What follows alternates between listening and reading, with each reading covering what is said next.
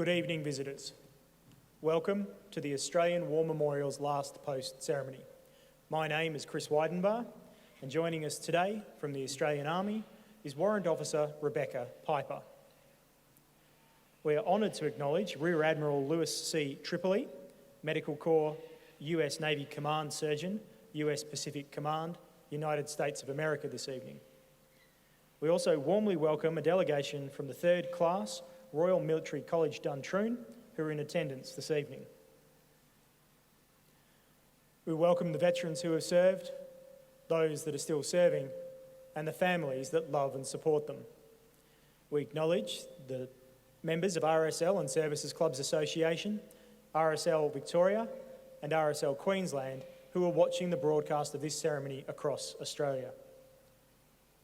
During this evening's ceremony, wreaths will be laid at the base of the Pool of Reflection by visitors to Memorial and by students on behalf of the King's Preparatory School, North Parramatta from New South Wales.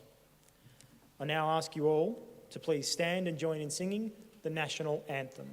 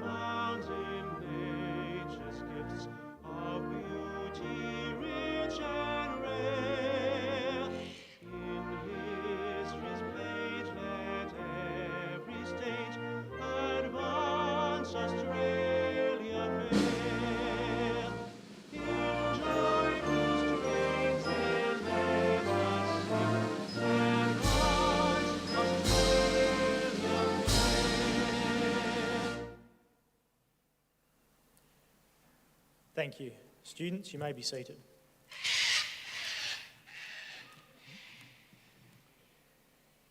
The Australian War Memorial was the vision of Charles Bean, Australia's first World War official historian. Bean landed with the Australian troops on Gallipoli and stayed with them at the front through to the end of the war. The idea of this national memorial and museum came to him at Pozières, France, in the depths of the bloody fighting of 1916. Bean's idea was that this would be a place where families and friends could mourn loved ones buried in faraway lands. It would also be a place that could help all Australians understand what these men and women had endured for us and what they have done for us. Bean's vision, to which we remain true, is best expressed as inscribed in the entrance to the memorial's galleries. Here is their spirit, in the heart of the land they loved, and here we guard the record which they themselves made. Tonight, we will read the story behind just one of those on the Roll of Honour, which lists the names of more than 102,000 men and women who have given their lives for us in war and operations for more than a century. Tonight, but first we present a lament, Flowers of the Forest. Wreaths or floral tributes will now be laid at the base of the Pool of Reflection.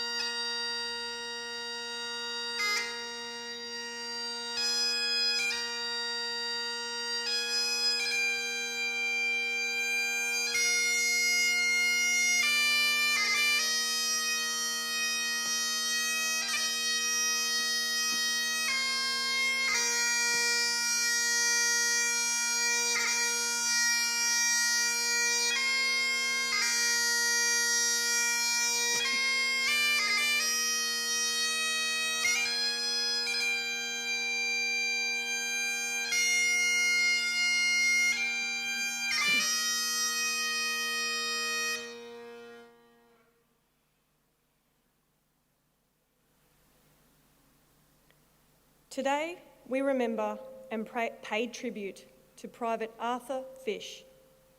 Arthur Fish was born in 1897 in Colac, Victoria, the eldest son of Richard and Elizabeth Fish. While Arthur was still young, the Fish family moved to Port Fairy on the Victorian southwest coast, where he attended the local state school, completed 2 years' service as a senior cadet, and later worked as a grazier. Fish enlisted in the Australian Imperial Force in November 1917 and soon began training with the reinforcements of the 57th Infantry Battalion at the Broadmeadows camp near Melbourne. In late February 1918, he sailed with his unit from Melbourne aboard the transport ship Nestor and arrived in Liverpool, England, early in April. He began training with the 14th Training Battalion on the Salisbury Plain and was promoted to the rank of acting corporal. On the 20th of June 1918, Fish was admitted to the military hospital in Sutton Veny, suffering from influenza. This period of illness left him in hospital for a month, and when he returned to training duties in July, he reverted to the rank of private. In late August, he sailed from England for France and the war on the Western Front. He joined his unit, the 57th Infantry Battalion, for the first time, as they were resting and training behind the lines near Péronne on the Somme River, a town that had been the site of bitter fighting only 1 week earlier. Fish and the 57th Battalion spent much of September behind the front lines in the Somme area, but towards the end of the month, they began moving to the forward areas in preparation for a major Australian assault. On the 28th, they came under German high explosive and artillery bombardment near Cologne Farm, as they moved into position for Lieutenant General Sir John Monash's attack on the Saint-Quentin Canal, which was planned to begin on the 29th of September. The joint Australian and American attack was designed to break through the Hindenburg Line, a complex series of German defensive positions, which on this sector of the front were protected by waterways and deep tunnel system. Fish's unit formed part of the southern edge of the Australian attack and successfully took the village of Bellicourt at the mouth of the Saint-Quentin Canal. The attack was a success for the Australian and American forces, but came at the cost of over 2,500 Australian casualties. The attack on Saint-Quentin Canal was the last battle fought by the 57th Battalion, and Fish would take part in no further fighting during the war. On the 11th of November 1918, he was in France for the armistice that brought the war to end all wars to an end. Just 11 days after the armistice, however, Fish was taken to the 3rd Australian General Hospital in France, suffering from conjunctivitis. His condition soon deteriorated, and in December he was transferred to England, to the War Hospital at Exeter, suffering from bronchopneumonia. In February 1919, after a brief treatment in hospital at Sutton Veny on the Salisbury Plain, his condition appeared to be improving, and he was granted a leave of absence.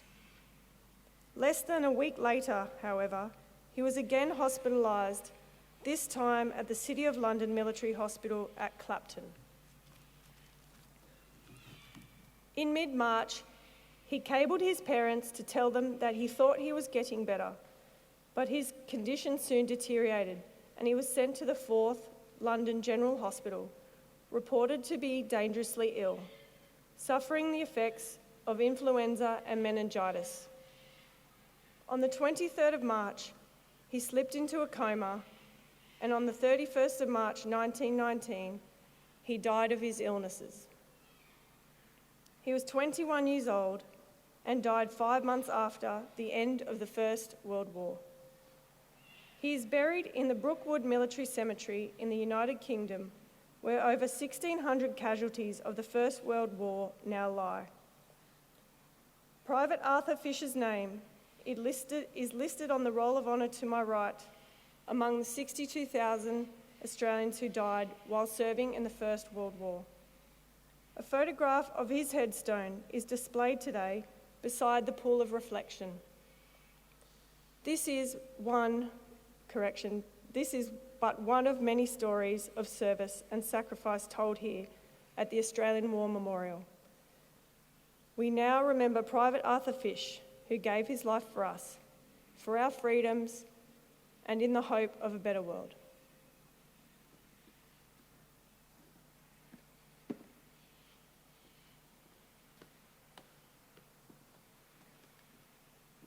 Please stand for the reading of the Ode and the sounding of the last post.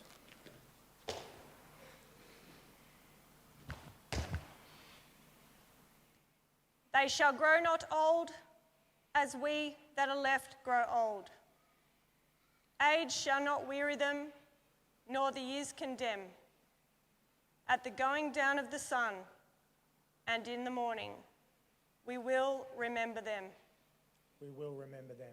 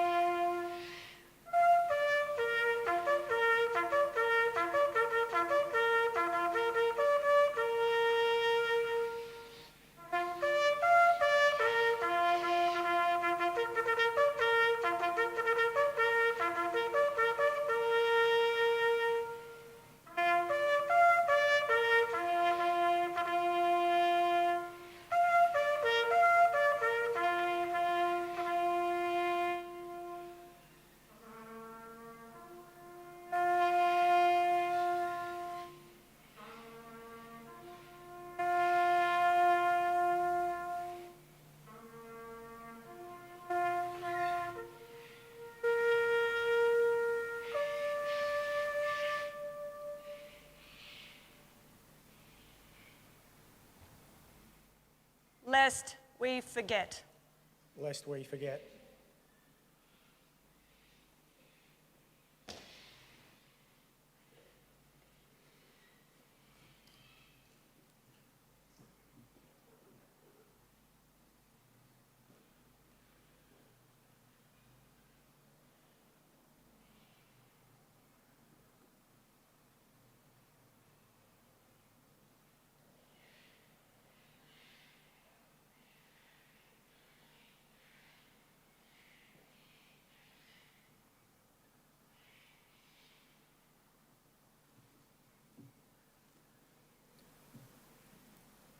We leave you this evening with the words of the memorial's founder, Charles Bean. Many a man lying out there at Pozières or in the low scrub at Gallipoli with his poor, tired senses barely working through the fever of his brain has thought in his last moments, well, it's over. But in Australia, they will be proud of this. Ladies and gentlemen, girls and boys, that concludes the last post ceremony. We thank you for visiting the Australian War Memorial and wish you all a very good evening.